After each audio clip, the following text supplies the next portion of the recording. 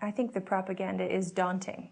To come to the end of a declared end of a war and hear that still the vast majority of people in the United States thought that there was some relationship between Saddam Hussein and Al-Qaeda, and to still see our media not questioning where Osama bin Laden or Saddam Hussein have gone after 2 full wars and many U.S. lives lost and many Afghanistan and Iraqi citizen lives lost. To see that not happen, and to see our corporate media hold up quite a different story of united we stand, and this is about freedom, and we're protecting democracy for us and the rest of the world, it is a daunting task. I think that we have to capitalize on what strengths we have, and we're at the roots. The American Friends Service Committee is right at the base of the community, so we have access to some local outlets.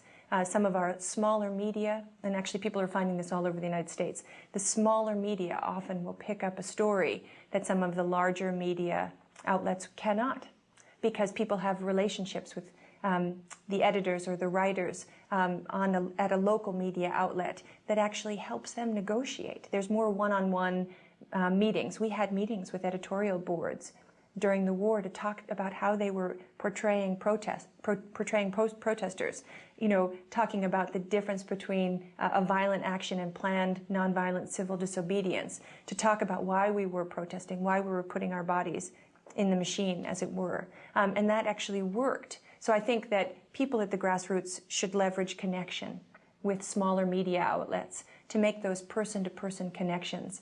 I think that we also have to do sometimes end runs around media and do things like letters to the editor, op-ed pieces, to tape pieces for cable access stations, to do those things that we have some control over still, if we'll just do them. And that's actually very powerful. I think we forget how much the letter to the editor section is read, how many times people flip to cable access televisions, and if they see their neighbor standing up for a peaceful, just settlement to war, how much that means. So I think we forget all of the avenues that we have in our grasp that may seem small compared to a headline story, and yet they're held in media outlets that are existing in our communities, and they're very powerful.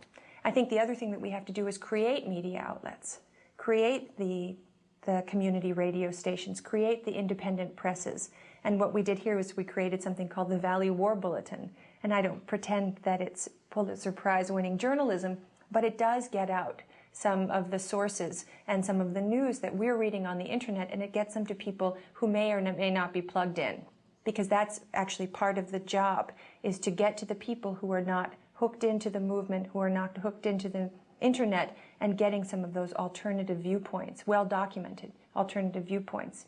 So to create those media sources, and then also to do those other things to get the message out that perhaps are not traditional media, street theater, photo exhibits, hip-hop concerts. All of these things can get messages out that are, again, not in a structure that we might define as media, but are incredible ways to convey information and build community.